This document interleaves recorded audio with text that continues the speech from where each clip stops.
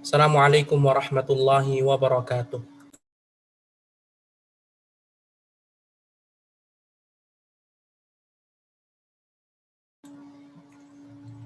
Alhamdulillahi rabbil alamin.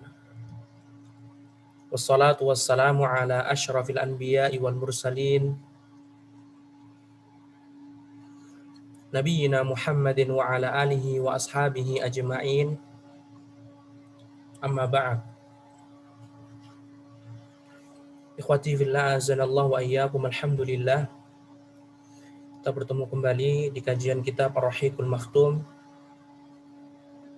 karya Syekh Shafir Rahman Al-Mubarakfuri rahimahullahu ta'ala. Ikhwati fillah azanallahu wa iyyakum. Alhamdulillah. Kita sampai di pembahasan masuk Islamnya sahabat Hamzah bin Abdul Muttalib, paman Nabi Shallallahu Alaihi Wasallam,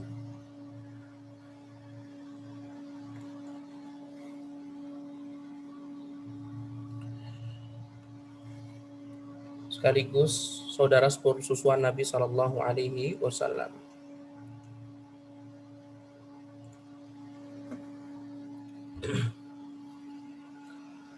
Syekh rahimahullah, beliau mengatakan,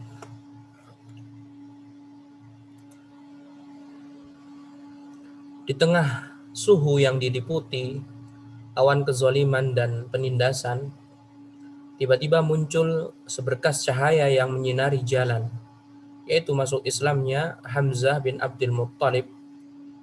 Dia masuk Islam pada penghujung tahun ke-6 kenabian, lebih tepatnya pada bulan Zulhijjah. Jadi pada tahun Zulhijjah, pada bulan Zulhijjah tahun ke-6 kenabian, Abdul Muttalib pun masuk Islam. Nanti 3 hari setelahnya masuk Islamlah sahabat Umar bin Al-Khattab radhiyallahu taala anhu.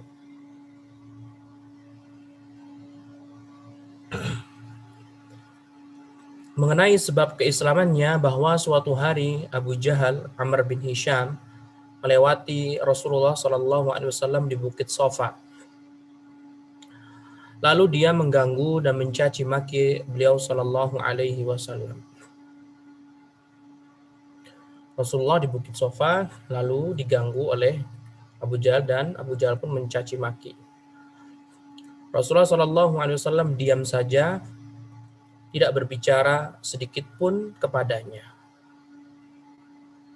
Kemudian dia memukul kepala beliau dengan batu sehingga melukainya dan mengalirkan darah. Subhanallah. Abu Jahal sampai mengeluarkan darah Nabi SAW. Selepas itu dia pulang menuju tempat kaum Quraisy berkumpul di sisi Ka'bah dan berbincang dengan mereka. Kala itu budak wanita milik Abdullah bin Jada'an berada di kediamannya di atas Bukit Sofa. Ini ingat, ini bukan budak tapi mantan budak. Maulah.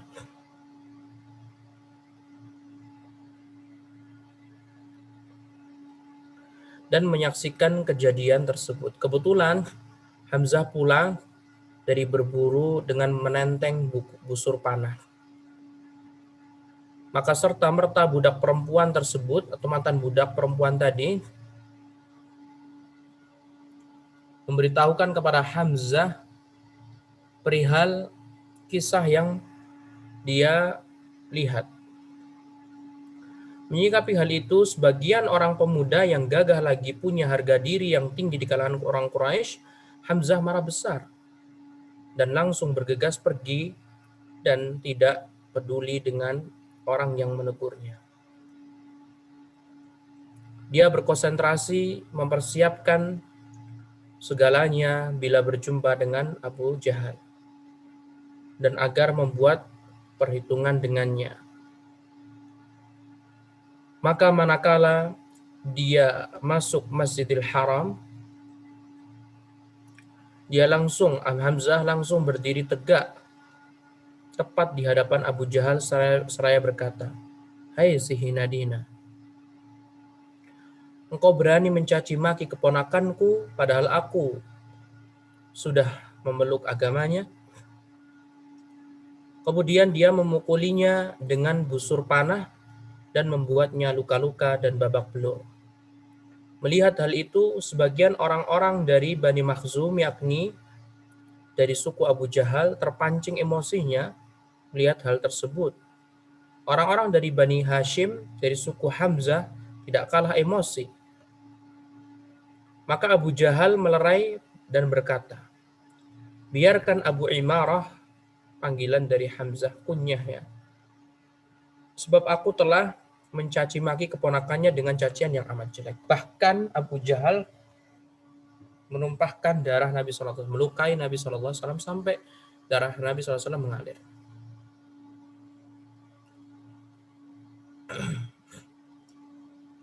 Hamzah lebih tua dari Abu Jahal. Ya, Hamzah lebih tua 2 tahun daripada Abu Jahal. Keislaman Hamzah pada mulanya adalah sebagai pelampiasan harga diri seseorang yang tidak sudi keluarganya dihina. Ya, jadi Hamzah tadi ngomong kayak sontak saja, refleks, aku tuh berada di agama Muhammad. Nah, tapi setelah itu nanti dia datang kepada Nabi dan bersyahadat. Namun kemudian Allah membuatnya cinta terhadap Islam, dia kemudian menjadi orang yang paling berpegang teguh, orang yang berpegang teguh pada al-urwatul wuthqa dan menjadi kebanggaan kaum muslimin. Nah, masuk Islamnya Umar bin Khattab. Di tengah suhu yang sama pula, seberkas cahaya yang telah benderang, yang lebih benderang dari yang pertama kembali menyinari jalan. Jadi memang Umar bin Khattab ini umur waktu itu 33 tahun ya. Kalau Hamzah umurnya sekitar 48 tahun atau 49 masuk Islam. Kalau Umar umurnya 33 tahun karena Umar bin Khattab lebih muda daripada Nabi 13 tahun. Kalau Nabi di sini ini kan tahun ke-6, umur beliau 46 tahun, tinggal antum kurangi saja 13 tahun, ya 33. Hanya saja bedanya Umar bin Khattab lebih tinggi derajatnya daripada Hamzah. Umar masih muda tapi cerdas. Bahkan Umar pun menjadi ibarat kata wakil dari raja atau raja dari Bani Adi. Di saat orang-orang Quraisy mereka berkumpul, orang-orang tua, Umar bin Khattab yang paling muda. Dia masuk Islam pada bulan Zulhijjah, tahun ke-6 kenabian, yaitu 3 hari setelah keislaman Hamzah. Nabi SAW memang telah berdoa kepada Allah agar Umar masuk Islam, sebagaimana hadis yang dikeluarkan oleh Imam Tirmidzi dan mensahihkannya dari Ibnu Umar, dan hadis yang dikeluarkan oleh At-Tabrani dari Ibnu Mas'ud dan Anas bin Malik radhiyallahu taala anhum. Berkata Nabi SAW, Allahumma a'izzal Islam bi ahabbi rajulaini ilaik, Umar bin Khattab atau bi Abi Jahl bin Hishamin. Ya Allah, muliakanlah Islam ini dengan salah seorang dari 2 orang yang lebih engkau cintai, Umar bin Khattab atau Abu Jahal bin Hisham.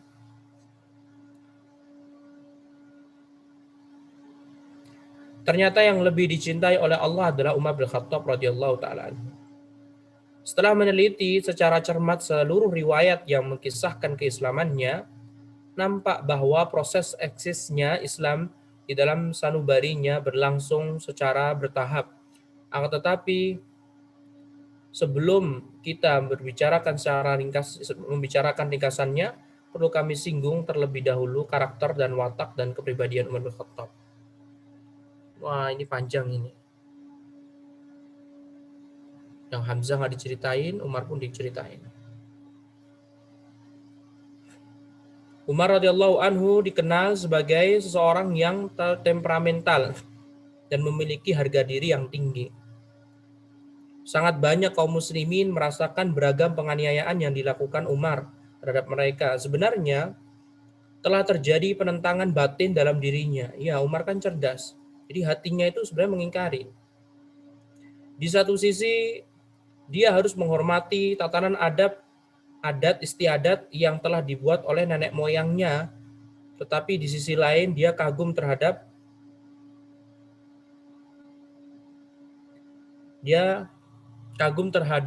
mental baja kaum muslimin dalam menghadapi berbagai cobaan demi menjaga akidah mereka. Sisi yang lainnya lagi adalah timbulnya berbagai keraguan dalam dirinya, sementara sebagai seseorang yang pandai, dia beranggapan bahwa apa yang diseru oleh Islam bisa saja lebih agung dan suci dari agama selainnya. Oleh karena itu, begitu dia memberontak, maka langsung saja berteriak lantang. Mengenal ringkasan kisah keislamannya yang sudah disinkronkan, bermula dari tindakannya pada suatu malam saat dia bermalam di luar rumah. Lalu dia pergi menuju Masjidil Haram dan masuk ke dalam tirai Ka'bah. Saat itu Nabi SAW tengah berdiri melakukan sholat dan membaca surat Al-Haqqah. Pemandangan itu dimanfaatkan oleh Umar untuk mendengarkannya dengan khusyuk sehingga membuatnya terkesan dengan susurannya. Dia berkata, aku berkata kepada diriku, kata Umar ya, demi Allah benar, dia ini tukang syair, sebagaimana yang dikatakan oleh orang-orang Quraisy. Lalu beliau SAW membaca firman Allah, innahu laqaulu rasulin karim wa ma huwa biqauli syair qalilan ma tu'minun.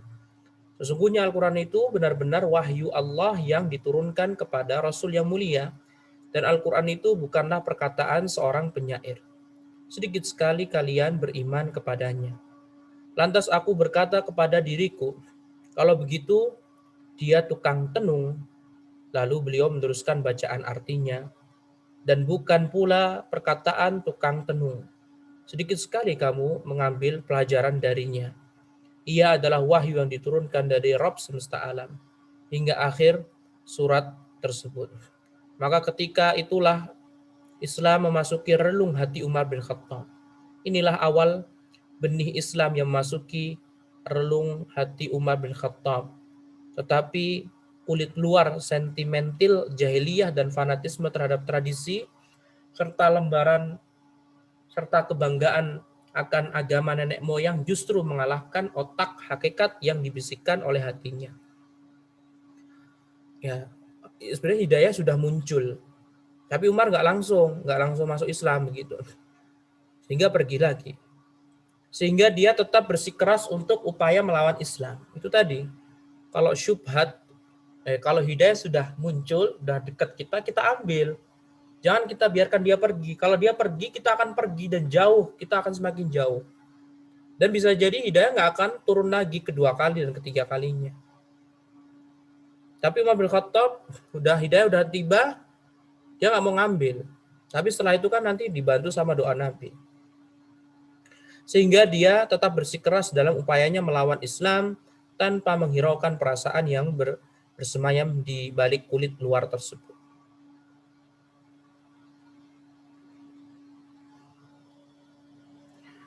Di antara bukti nyata kekerasan watak Umar bin Khattab dan rasa permusuhan yang sudah di luar batas terhadap Nabi SAW adalah suatu hari dia keluar sambil menghunus pedang hendak membunuh beliau SAW. Ketika itu dia bertemu dengan Nu'aim bin Abdullah An-Na'man Al-Adawi.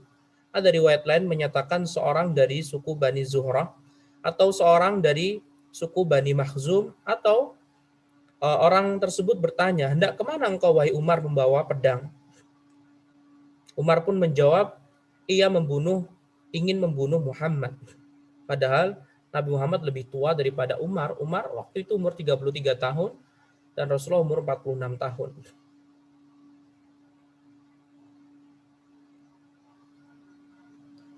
Orang tersebut bertanya lagi, kalau Muhammad engkau bunuh, bagaimana engkau akan merasa aman dari kejaran Bani Hashim dan Bani Zuhrah.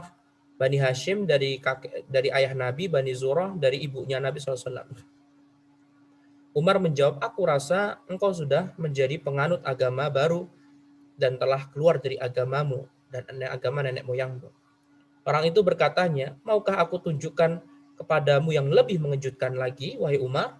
Sesungguhnya adik perempuanmu yang bernama Fatimah dan iparmu Sa'id bin Zaid juga telah menjadi pengikut agama Muhammad dan meninggalkan agama yang sekarang kau peluk dan nenek moyangmu. Mendengar hal itu, Umar dengan segera berangkat mencari keduanya dan saat itu dia menjumpai mereka. Di saat dia dapati Khabbab bin Al-Arat yang membawa sahifah lembaran Al-Quran bertuliskan surat Thaha dan membacakannya untuk keduanya. Sebab dia secara rutin mendatangi mereka berdua dan membacakan Al-Quran untuk keduanya. Masya Allah. Khabbab bin Al-Arat, atau masih ingat, sahabat yang cobaannya begitu luar biasa, paling berat dari seluruh para sahabat. Khabbab bin Arat setiap hari mendatangi adiknya Umar dan adik iparnya Umar bin Khattab mengajari Al-Quran. Khabbab mendengar langkah Umar. Dia menyelip ke bagian belakang rumah, sedangkan adik perempuan Umar, Fatimah, menutupi sahifah tersebut. Ketika mendekati rumah, Umar telah mendengar Khabbab membacakan ayat untuk mereka berdua. Karenanya saat masuk, dia langsung bertanya, apa gerangan suara bisik-bisik yang aku dengar dari kalian? Keduanya, adik ipar sama adik kandungnya ya, menjawab, tidak ada apa-apa, hanya sekedar perbincangan di antara kami. Umar pun mengatakan, nampaknya kalian berdua sudah menjadi pengikut Muhammad.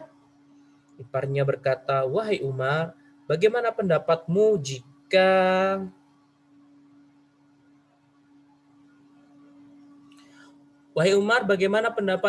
kebenaran itu berada pada selain agamamu?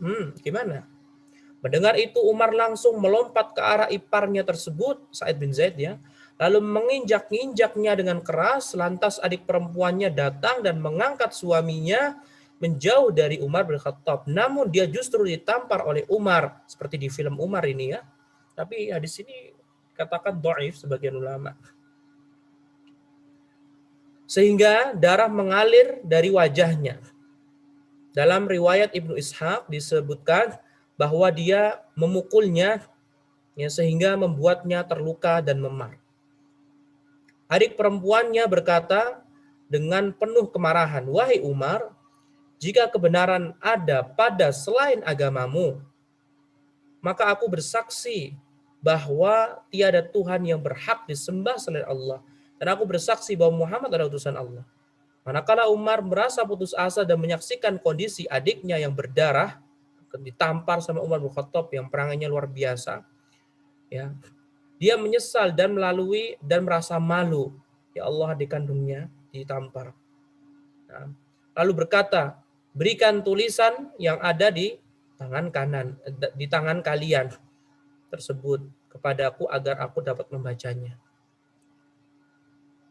Saudaranya itu berkata, sesungguhnya engkau itu najis. Ya, ikhwah, kalau benar ini kisahnya sahih, berarti wanita itu cukup nangis atau membuat apa biar kakaknya bisa terenyuh, akhirnya masuk manhaj salaf. Coba deh. Nah, sesungguhnya engkau itu najis dan tidak ada yang boleh menyentuhnya melainkan orang-orang yang suci. Bangkit dan mandilah dulu. Pergi dulu. Nah, kemudian Umar pun bangkit dan mandi di rumahnya Fatimah ya. Lalu mengambil tulisan tersebut dan membaca Bismillahirrahmanirrahim dan bergumam. Sungguh nama-nama yang indah dan baik dan suci. Kemudian Umar melanjutkan dan membaca surat Thaha hingga sampai pada firman Allah, Innani anallahu la ilaha illa ana fa'budni wa aqimis salata li dzikri. Sesungguhnya aku ini adalah Allah, tidak ada ilah yang hak selain aku. Maka sembahlah aku dan dirikanlah salat untuk mengingat aku. Surat Thaha ayat 14. Dia bergumam lagi, alangkah indahnya dan mulianya kalam ini. Kalau begitu, tolong bawa aku ke hadapan Muhammad. Saat Khabbab mendengar ucapan Umar, dia segera keluar dari tempat persembunyiannya seraya berkata, wahai Umar, ya bergembiralah, karena sesungguhnya aku berharap engkau yang dimaksud dalam doa Rasulullah Shallallahu Alaihi Wasallam pada malam Kamis. Ya Allah, malam Kamis. Ya Allah, muliakanlah Islam ini dengan salah satu dari dua orang yang paling engkau cintai, Umar bin Khattab dan Abu Jahal atau Abu Jahal bin Hisham. Anda masih bertanya-tanya, kenapa kalau betul Rasulullah SAW mengatakan, kenapa Rasulullah menggunakan kalimat Abu Jahal bin Hisham? Atau mungkin ini dari Khabbab bin Arat menyebutkan secara makna. Karena di sini Rasulullah SAW berdoa, tapi di sisi lain mendoakan salah satu dari dua orang yang dicintai kan. Mana yang lebih engkau cintai ya Allah? Tapi kalau misalkan betul ya gimana lagi? Kita harus ngimani. Karena Rasulullah doanya seperti itu. Kenapa kok nggak memakai kunyahannya Abu Jahal, ya, Abu Al-Hakam? Memang yang memberikan nama Abu Jahal itu Rasulullah SAW. Tapi orang Quraisy mengenal dengan Abu Al-Hakam. Nama aslinya adalah Amr bin Hisham. Lebih tua daripada Nabi 1 tahun. Nah, sementara Rasulullah SAW saat itu berada di rumah diletak di kaki Bukit Sofa. Nah, Umar mengambil pedangnya seraya menghunuskannya, lalu berangkat hingga tiba di rumah tempat beliau SAW berada tersebut. Dia membuka pintu, lalu seorang penjaga pintu mengintip dari celah-celah pintu tersebut dan melihatnya menghunus pedang. Penjaga tersebut kemudian melaporkan hal itu kepada Rasulullah SAW. Para sahabat yang berjaga siaga penuh mengantisipasi gelagat mereka tentang mengundang tanya Hamzah, tanda tanya Hamzah. Intinya Hamzah pun bertanya, ada apa gerangan kalian seperti itu menghadap-hadap ketakutan gitu. Kemudian para sahabat yang ada di rumahnya mengatakan Umar. Ya. Kemudian dia berkata, lalu ada apa dengan Umar? Bukakan pintu untuknya. Jika dia datang dengan niat baik, kita akan membantunya. Akan tetapi jika dia datang dengan niat jahat, kita akan membunuh Umar dengan pedangnya sendiri. Siap, Hamzah kan dijuluki Asadullah ya.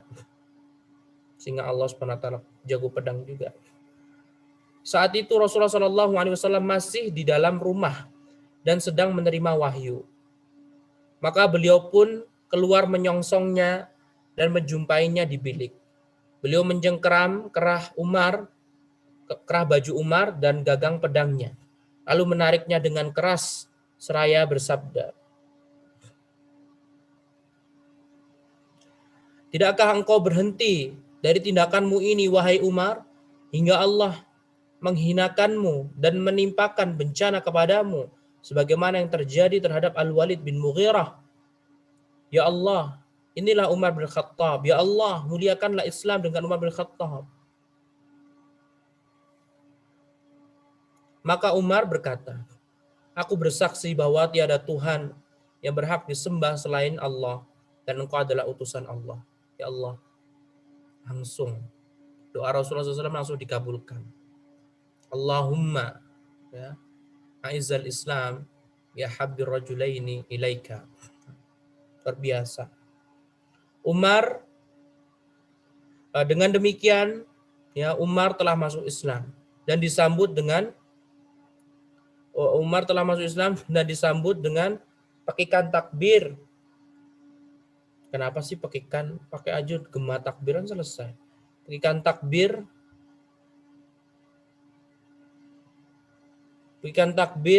oleh penghuni rumah sehingga terdengar oleh orang-orang yang berada di Masjidil Haram.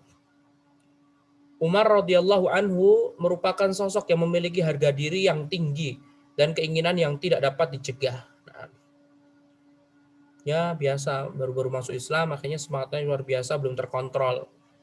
Nah, lagi pula kan belum dapat pengajaran dari Nabi ya. Oleh karena itulah keislamannya menimbulkan goncangan luar biasa di kalangan kaum musyrikin dan membuat mereka semakin merasa terhina dan dipermalukan. Sementara bagi kaum muslimin hal itu menambah izzah, kemuliaan dan kegembiraan. Ibnu Ishaq rahimahullah, seorang ahli sejarah, meriwayatkan dengan sanadnya dari Umar. Dia berkata, Umar bin Khattab ini menceritakan nih setelah masuk Islam. Tatkala aku sudah masuk Islam, aku mengingat-ingat siapa penduduk Mekah yang paling kejam terhadap Nabi SAW. Aku berkata, pasti Abu Jahal lah orangnya. Ya, Abu Jahal paling kejam pada Nabi SAW. Lalu aku datangi Abu Jahal dan aku ketuk pintu rumahnya. Dia pun keluar menyambutku seraya berkata, selamat datang. Ada apa dengan wahai Umar? Nah, aku datang untuk memberitahumu bahwa aku telah beriman kepada Allah dan Rasul-Nya Muhammad, serta membenarkan apa yang telah dibawanya, yaitu Al-Quran. Lalu dia membanting pintu di hadapan wajahku. Abu Jahal marah, membanting pintu, langsung tutup pintunya.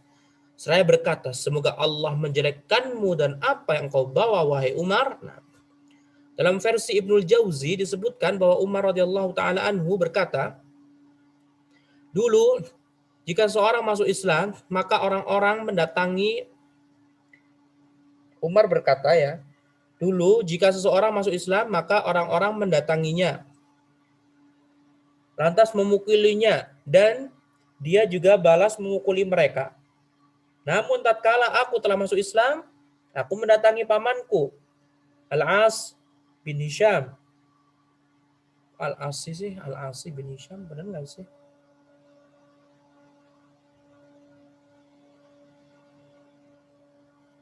Siapa Al-Asi bin Hisham?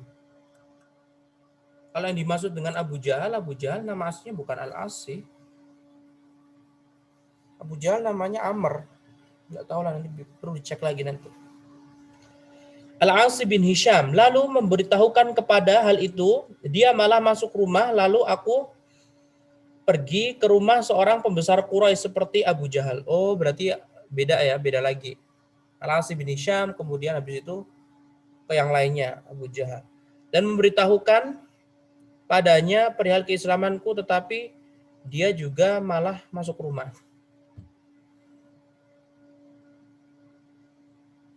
Tetapi yang menurut Anas sih, tapi perlu dicek lagi, memang Abu Jahal ini pamannya begitu. Sehingga wallahualam apakah memang beliau ini salah menulis atau bagaimana, atau mungkin ada riwayat lain. Yang jelas Abu Jahal ini pamannya Umar bin Khattab. Kemudian kalau betul berarti sini tinggal diganti Amr bin Hisham. Kemudian zahabtu ila rajulin min kubara'i Quraisy. Di sini la'allahu, di sini bisa diganti ya misalkan orang lain.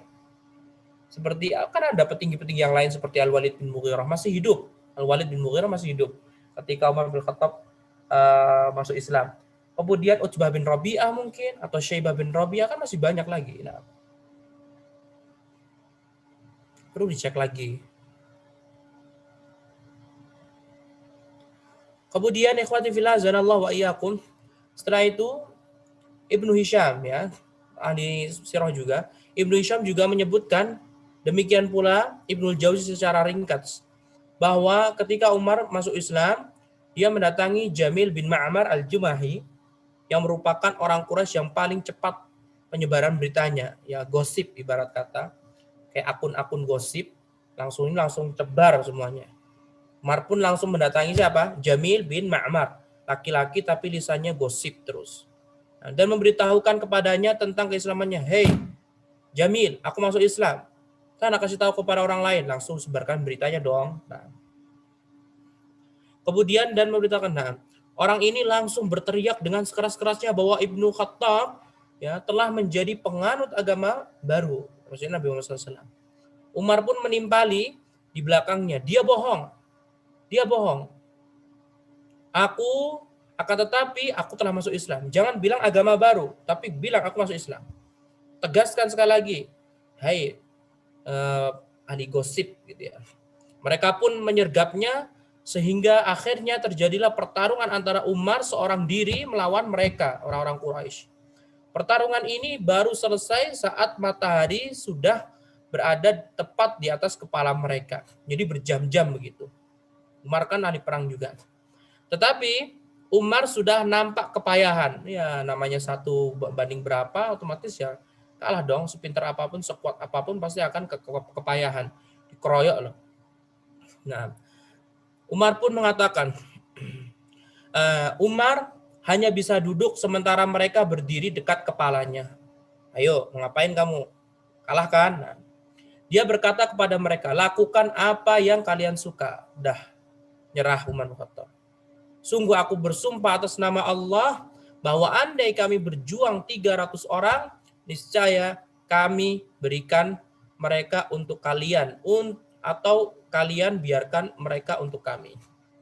Setelah kejadian itu kaum musyrikin berangkat dalam jumlah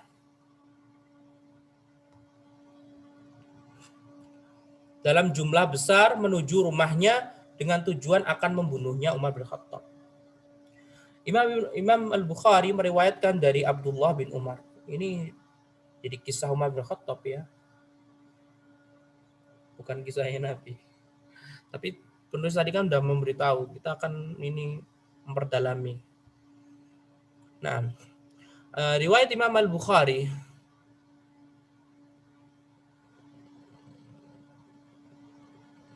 mana Imam Bukhari?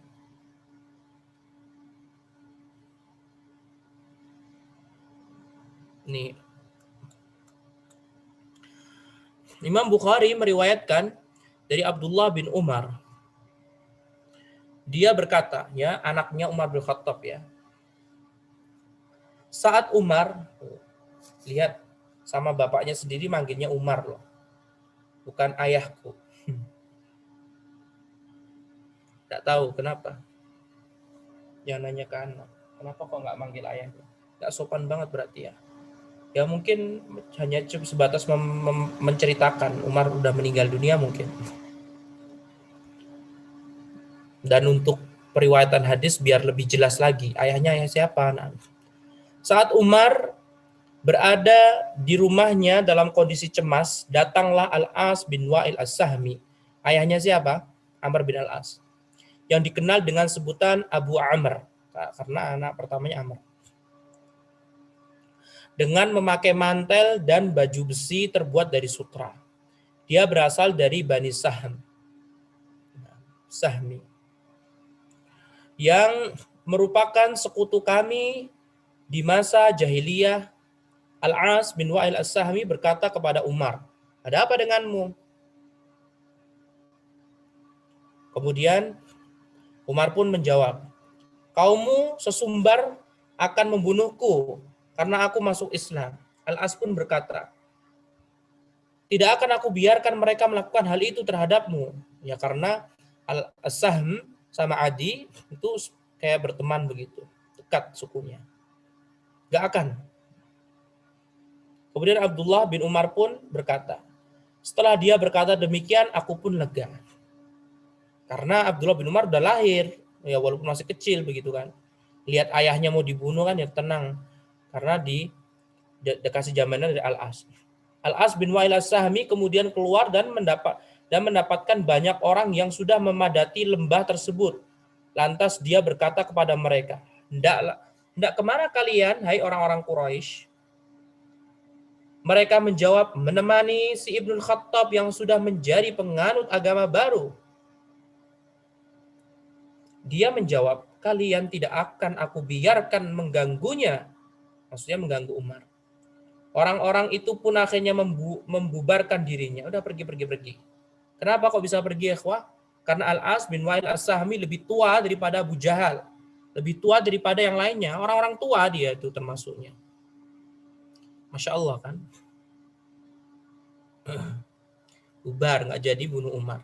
Dalam riwayat Ibnu Ishaq disebutkan, demi Allah seolah-olah mereka itu bagaikan pakaian yang dilepaskan dari tubuhnya. Demikianlah dampak keislamannya terhadap kaum musyrikin. Sedangkan terhadap kaum muslimin, Ya, keislaman Umar adalah sebagaimana yang diriwayatkan oleh Imam Mujahid dari Ibnu Abbas. Dia berkata, aku bertanya kepada Umar. Ibnu Abbas berkata, aku berkata kepada Umar bin Khattab, kenapa engkau dijuluki Al-Faruq? Dia bertanya, kenapa kau dijuluki Al-Faruq? Nah, maka Umar pun menjawab, Hamzah masuk Islam 3 hari lebih dahulu dariku. Selanjutnya dia menceritakan kisah keislamannya dan di akhirnya dia berkata, lalu aku berkata, saat aku sudah masuk Islam kepada Nabi SAW, wahai Rasulullah, bukankah kita berada di atas kebenaran, mati ataupun hidup? Maka Rasulullah SAW pun menjawab, tentu saja Umar, demi zat yang jiwaku berada di tangannya. Sesungguhnya kalian berada di atas kebenaran, mati ataupun hidup.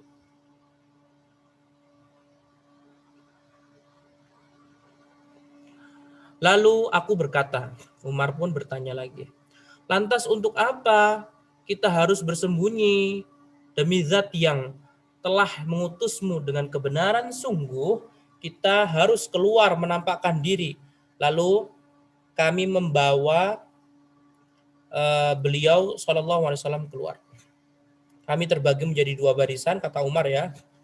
Salah satu barisan dipimpin oleh Hamzah dan yang lainnya dipimpin olehku. Deru debu yang diakibatnya ibarat cercaan tepung. Nah, akhirnya kami memasuki Masjidil Haram, Ka'bah ya. Kemudian kaum musyrikin Quraisy menoleh ke arahku dan Hamzah. Mereka tampak diliputi oleh kesedihan yang tidak pernah mereka rasakan sebelumnya. Sejak saat itu Rasulullah SAW menamaiku Al-Faruq, sang pembeda. Ibnu Mas'ud sering berkata, sebelumnya kami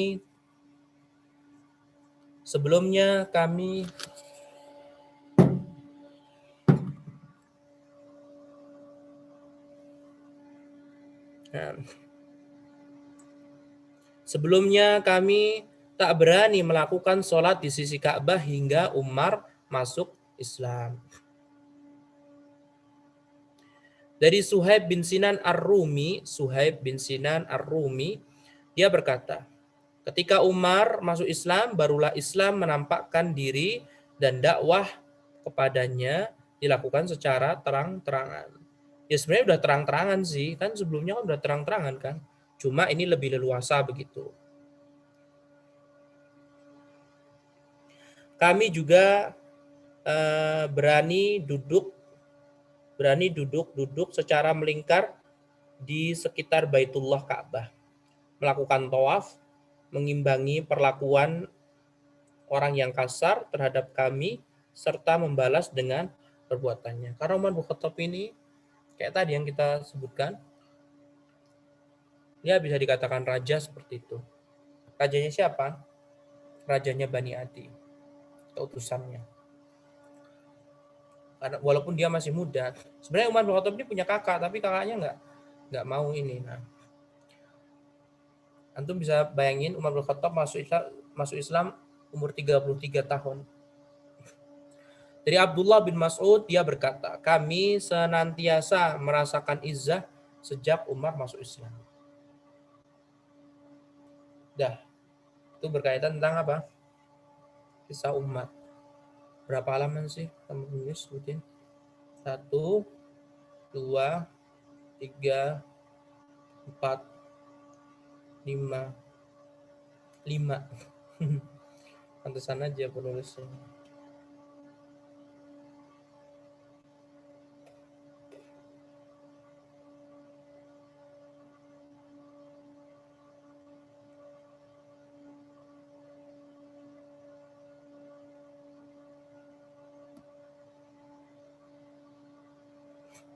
Kemudian berkaitan tentang utusan Quraisy menemui Rasulullah SAW. Setelah masuk Islamnya 2 orang pahlawan yang agung. Siapa? Hamzah bin Abdul Muttalib dan Umar bin Al-Khattab radhiyallahu taala anhuma. Awan kelabu mulai berlalu dari kaum muslimin dan barulah kaum musyrikin tersadar dari mabuk penyiksaan mereka terhadap kaum muslimin. Kali ini mereka berupaya untuk mencari jalan lain, yaitu mengajukan negosiasi. Konsekuensinya mereka akan memenuhi semua tuntutan yang diinginkan oleh Rasulullah SAW asalkan beliau mau menghentikan dakwahnya. Stop, jangan menghina patung-patung kami. Stop mengatakan kami bodoh, Muhammad. Sungguh kasihan, mereka tidak mengetahui bahwa dunia beserta isinya tidak memiliki nilai sama sekali walau sehelai sayap nyamuk sekalipun dibandingkan dakwah beliau. Itu kata Syekh Sofi Rahman. Akhirnya mereka mengalami kegagalan lagi. Nah, berkata Ibnu Ishaq, Yazid bin Ziyad menceritakan kepadaku. Kepada siapa? Ibnu Ishaq. Dari Muhammad bin Ka'ab al-Qurazi,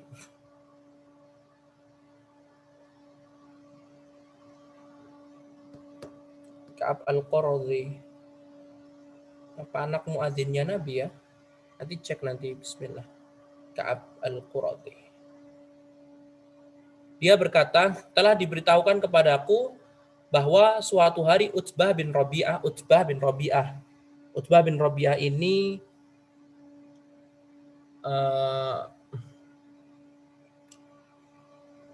mertuanya Abu Sufyan. Nah, Utbah bin Rabi'ah yang merupakan seorang pemuka kaumnya berbicara di tempat berkumpulnya Quraisy.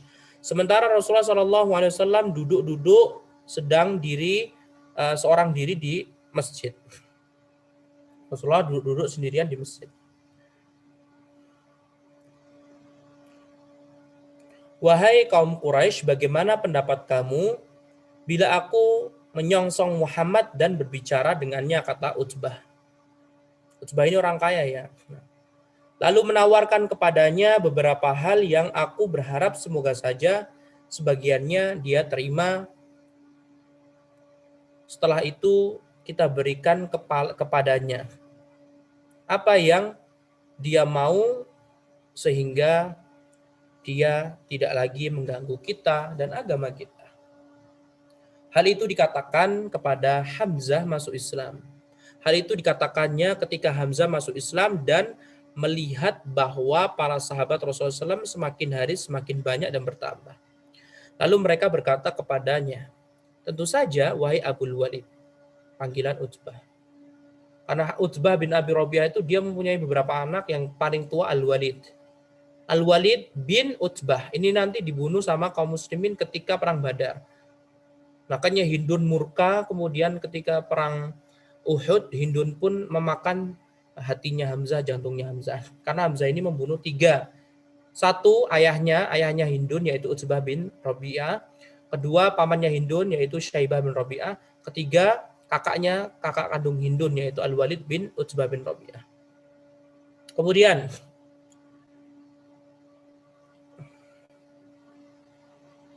Kemudian setelah itu Utbah segera menemui Rasulullah SAW dan duduk di sampingnya di masjid ya ini, seraya berkata, wahai anak saudaraku, maksudnya keponakan. Ya karena Utbah ini tua, begitu orang tua. Nabi Muhammad lebih muda daripada Utbah. Sesungguhnya seperti yang engkau ketahui, di antara kami engkau adalah orang yang memiliki kedudukan tinggi dan garis keturunan yang luhur. Bangsawan begitu kan. Utbah ini memang aslinya tipikal orang yang baik, gak gerasak-gerusuk kayak Abu Jahal kayak gitu. Dan sesungguhnya engkau telah datang kepada kaummu ya, membawa sesuatu yang amat serius sehingga membuat mereka bercerai-berai.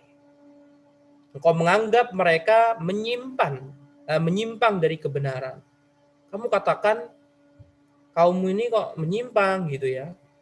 Tuhan-Tuhan serta agama mereka engkau cela, dan nenek moyang mereka engkau kafirkan. Dengarkan wahai ponakanku, aku ingin menawarkan kepada beberapa hal kepadamu. Lantas bagaimana pendapatmu tentangnya? Mau nggak tak kasih tawaran begitu? negosiasi. Semoga saja sebagiannya dapat engkau terima. Kata Rasulullah, katakan wahai Abul Walid, aku akan mendengarkannya. Kata Rasulullah. Utbah berkata, wahai anak saudaraku, lihat lembut ikhwah. Bahkan nanti Utbah bin Rabi'ah ini ketika Rasulullah diusir dari Taif, Utbah memberikan apa? Makanan kepada Rasulullah dan Zaid bin Harithah, termasuk buah anggur.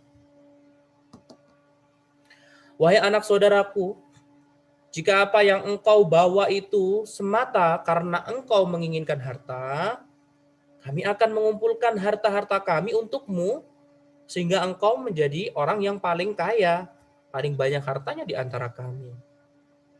Kau bangsawan nih, tak kasih harta. Jika yang engkau bawa itu semata hanya menginginkan kedudukan, kalau kamu ibarat kata nih, kamu tuh kayak nyari sensasi gitu ya, bahasa kita kan, hei Muhammad, kamu tuh kan nyari sensasi nih.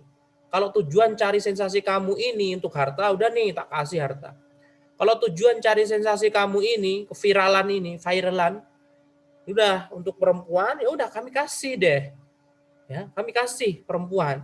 Nah, maka kami akan mengangkatmu menjadi tuan kami, hingga kami tidak akan memutuskan sesuatu pun sebelum engkau menyetujuinya.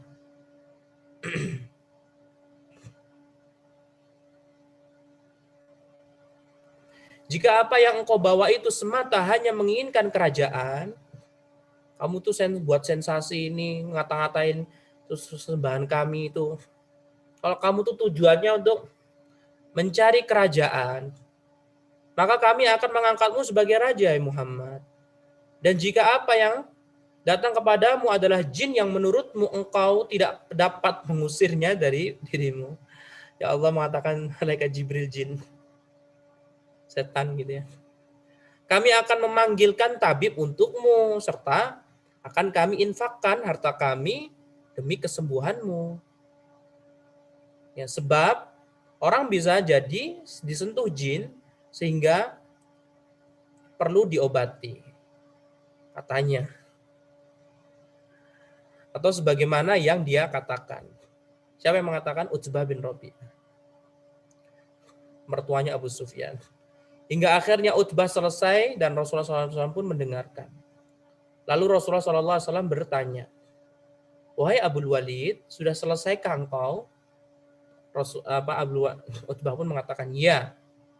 Beliau berkata, sekarang giliranku, dengarkanlah. Ya, Rasulullah ya menyikapinya tidak, wah, jadi udah dikata-katain kayak gini, disuudzon nih kalau kamu seperti ini. Rasulullah nggak balas, cuma Rasulullah membacakan ayat Quran. Dengarkan ya, sekarang giliranku. Abul Walid Utbah pun menjawab, baiklah, aku akan dengarkan kamu, wahai Muhammad. Rasulullah SAW berkata, Bismillahirrahmanirrahim. Hamim tanzilul minar rahmanir rahim. Kitabun fussilat ayatuhu Qur'anan Arabiyyan liqaumi ya'lamun. Basyiran wa nadhira. Fa'aradu aktsaruhum fahum la yasma'un. Wa qalu qulubuna fi akinnatin mimma tad'una ilaihi. Surat Fussilat ayat 1 sampai 5. Hamim diturunkan dari Tuhan yang Maha Pemurah lagi Maha Penyayang. Kitab yang dijelaskan ayat-ayatnya, yakni bacaan dalam bahasa Arab untuk kaum yang mengetahui, yang membawa berita gembira dan yang membawa peringatan. Tetapi kebanyakan mereka berpaling darinya, maka mereka tidak mau mendengarkannya.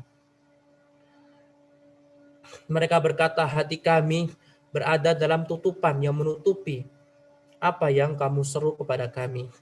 Kemudian Rasulullah SAW melanjutkan bacaannya. Tatkala Utbah mendengarnya, dia diam dengan khusyuk, mendengarkan sambil bertumpu di atas kedua tangannya di belakang ke belakang, hingga beliau SAW melewati ayat sajadah dalam surat tersebut, surat Fussilat ya. Lalu beliau pun bersujud. Setelah itu beliau SAW bersabda, wahai Abul Walid, engkau telah mendengarkan apa yang telah engkau dengar tadinya. Sekarang terserah padamu.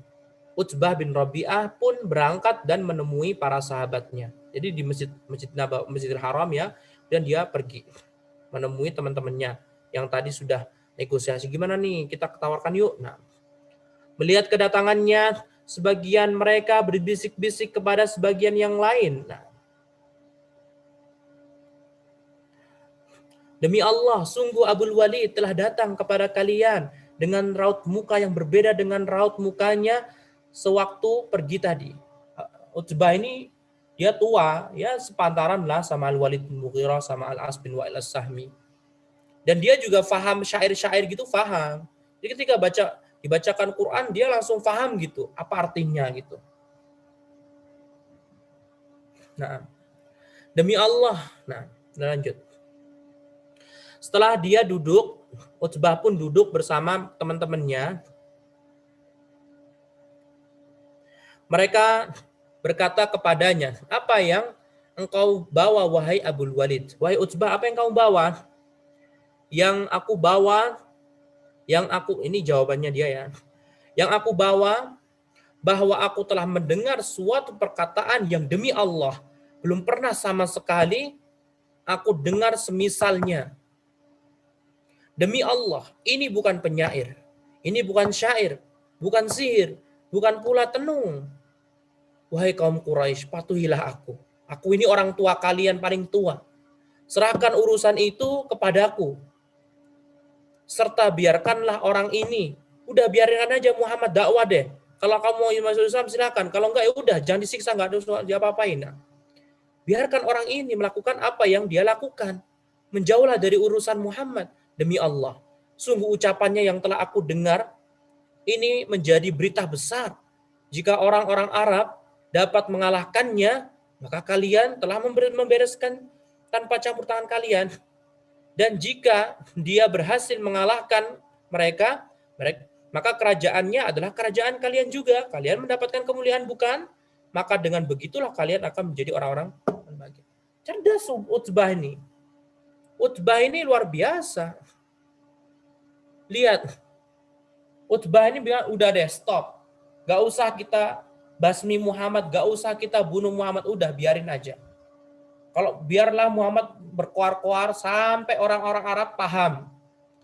Kalau orang Arab seluruh ini, selain orang Quraisy, mereka paham di Jazirah Arab, bahwasanya Muhammad ini berkata dengan dusta, maka akan dibunuh sama mereka. Selesai kan? Kalian gak usah capek-capek mikirin Muhammad.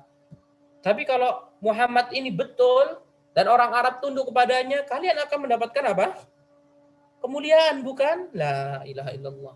Makanya Utbah bin Rabi'ah itu dia sebenarnya ada apa? Ya tadi seperti orang-orang Quraisy semuanya. Al-Quran yang dibawa Nabi SAW. Mereka itu sebenarnya ikhwah, ya Allah. Mereka semuanya itu sudah faham betul kebenaran Al-Quran. Cuma ya itu, mereka nggak mau.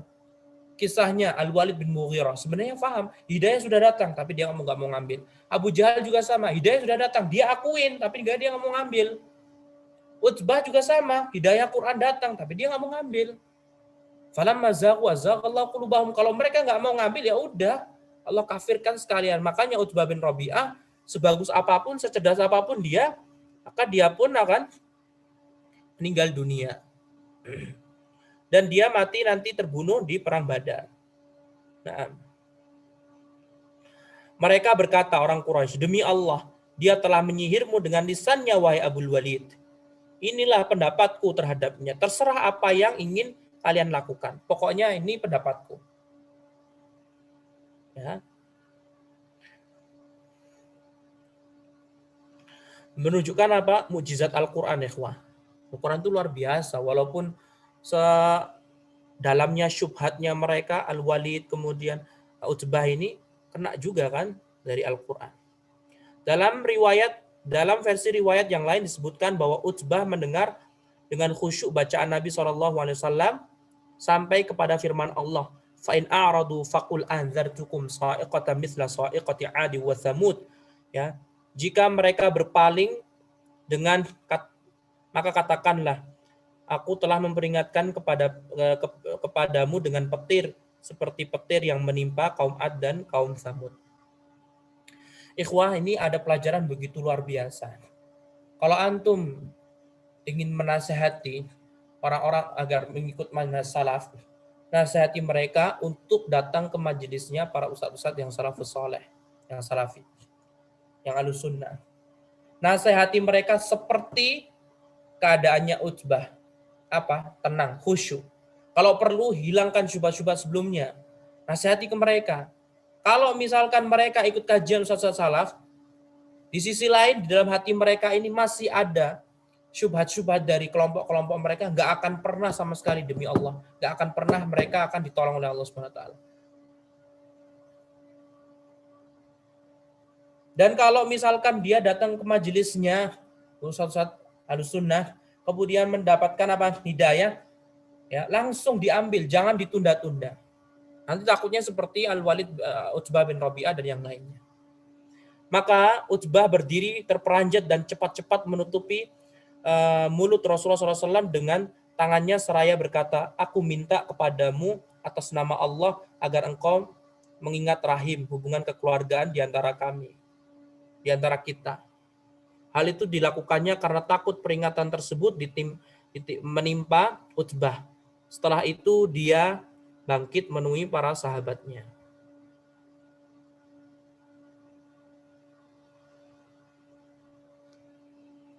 Nah, ikhwati fillah azanallahu wa iyyakum, dengan ini kita telah menyelesaikan. Pada pertemuan akan datang kita akan membahas tentang para petinggi Quraisy ingin berunding dengan Rasulullah sementara Abu Jahal ingin menghabisinya.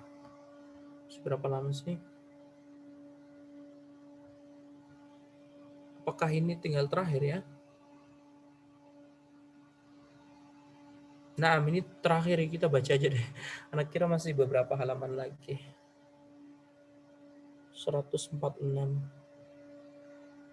Tapi ini ada halaman lain ya.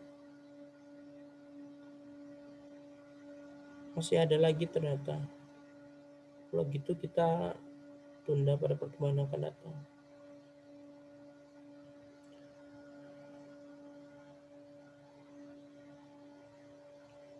Satu, dua, tiga, empat, lima, enam.